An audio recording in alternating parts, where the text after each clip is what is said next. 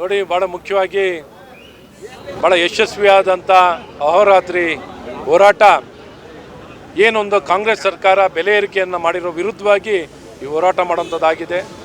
ಇವತ್ತೆಲ್ಲೊಂದು ಕಡೆ ಏನೊಂದು ಪ್ರತಿಕ್ರಿಯೆ ಭಾಳ ಉತ್ತಮವಾಗಿದ್ದು, ಸಾವಿರಾರು ಕಾರ್ಯಕರ್ತರು ಇವತ್ತು ಬಂಧನಕ್ಕೆ ಏನು ಮುತ್ತಿಗೆಯನ್ನು ಹಾಕಲಿಕ್ಕೆ, ಮುಖ್ಯಮಂತ್ರಿಗಳ ಮನೆಯನ್ನು ಮುತ್ತಿಗೆಯನ್ನು ಹಾಕಲಿಕ್ಕೆ ಒಟ್ಟಂಥ ಈ ಸಂದರ್ಭದಲ್ಲಿ ಇವತ್ತು ಅವರಲ್ಲಿ ಬಂಧನ ಮಾಡಲಿಕ್ಕೂ ವಾಹನಗಳಿಲ್ಲದೆ ಇಲ್ಲಿ ಜನರುಗಳನ್ನು ಬಂಧನವನ್ನು ಮಾಡೋಕ್ಕೆ ಅವ್ರನ್ನ ಮುತ್ತಿಗೆಯನ್ನು ಮಾಡಲಿಕ್ಕೂ ಅವಕಾಶವನ್ನು ಬಿಡ್ತಿಲ್ಲ, ಇಲ್ಲಿ ಬಂಧನವೂ ಆಗ್ತಿಲ್ಲ.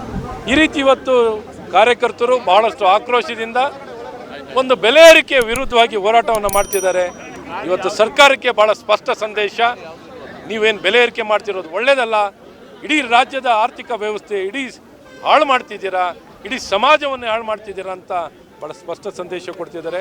ಹಾಗಾಗಿ ಭಾಳ ಯಶಸ್ವಿಯಾಗಿದೆ ಈ ಹೋರಾಟ ಅಂತ ಹೇಳೋಕ್ಕೆ ಇಷ್ಟಪಡ್ತೀನಿ.